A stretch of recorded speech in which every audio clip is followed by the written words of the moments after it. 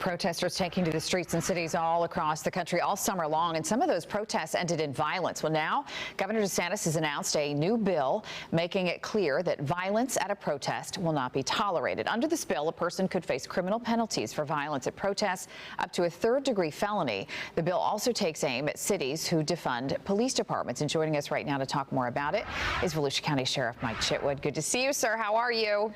Good morning, Amy. How are you doing today? Very good, thanks. I saw you were very quick to tweet on this yesterday, and you voiced your support.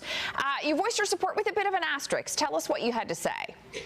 Yeah, I think that the first thing everybody needs to understand here is this bill has nothing to do with people who are exercising their First Amendment. As we've seen in Volusia County, we've had dozens and dozens of peaceful protests, families out exercising their First Amendment right. This bill is geared toward criminals. And the critics of it say, oh, well, I'm a peaceful protester. I can get caught up and arrested. Well, let me explain something. If you're out there peacefully protesting and a group of masked thugs attack and sexually assault a protester, are you just going to stand there or are you going to do something about it? And the same thing applies that if you're standing there protesting and somebody decides to loot a store, you have a duty and obligation as a good citizen to notify police, not just stand there and allow criminality to occur. And we've seen in other parts of the country, this works. In Baltimore and Detroit, the clergy, business leaders, and community activists, when they were in a crowd and they saw agitators become violent, they either made a citizen's arrest or they summoned the police because they sent the message, we do not want violence, distorting the message or destroying our community. Sheriff, one of the things that maybe surprised some people is that it will make it a felony if you throw something at a police officer. We saw a lot of water bottles thrown. We saw fireworks. We saw other things that were being thrown at officers over the last several months. Was that not a felony before?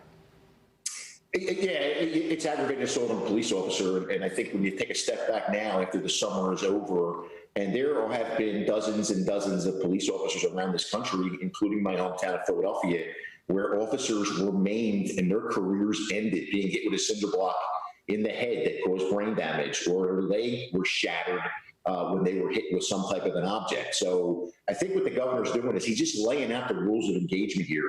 If you're going to come in from the outside and agitate, or if you're going to create destruction inside of our state, you're going to face a fine. You're going to face big penalties.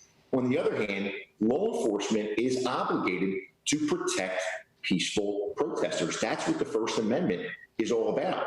It's disingenuous, like in today's news journal, it says the governor vows to crack down on protesters. That headline is bogus.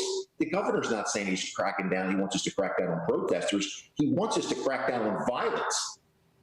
Yeah, do you think that message, though, that message is becoming convoluted and confused? Because I did see a lot of that yesterday, that the message was not maybe perhaps clear and needs to be made clearer. Yeah, absolutely. First of all, this is just a proposal. As we know, with any bill, it has to work its way through the House and the Senate. I'm sure there's going to be language change. Without a doubt, there'll be language change by the time you see the final product. But I'm getting blown up with emails too, and I'm like, are you reading what we're saying here? Are you not watching what's going on around the country? Burning businesses to the ground, assaulting people, assaulting police officers. That's not democracy. It's anarchy. I encourage anyone, get out, protest. You want to see change, there's a way we do it. But destroying business, destroying people's lives, intimidating people in restaurants, that's not what democracy is all about. And Sheriff, we should just mention real quick, we're out of time, but that there's also a part in the bill that would say that if you defund a police department or a sheriff's office, that you would not get either state funding or any kind of grant money. So that's something else I know that you're probably happy to hear. But Sheriff, we appreciate your time this morning. Thank you so much, as always, for being with us. Thank you, Amy. Have a great day. Good to see you.